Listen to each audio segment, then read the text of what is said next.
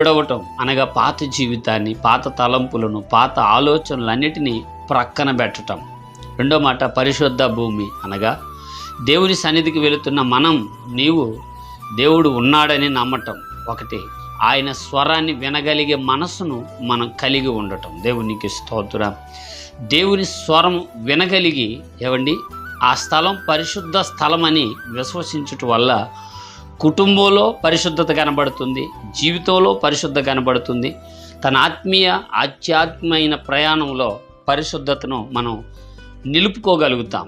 నీవు నిలుపుకునే అవకాశం ఉంటుందని దేవుని మాట. స్తోత్రం. మూడో మాట ఏంటంటే, నేను నిన్ను ఐగుప్తుకి పంపుతానన్నాడు ఒక మాట. పిల్లరా, ఒకనాడు ఐగుప్తు దేశంలో ఇశ్రాయేలును విడిపించుటకు మోషేని దేవుడు నియమించాడు. కానీ ఈ రోజుల్లో కుటుంబాలు విడిపించుటకు అక్కడక్కడ మందిరాలు, దైవ సేవకులు, సువార్థికులు, స్త్రీ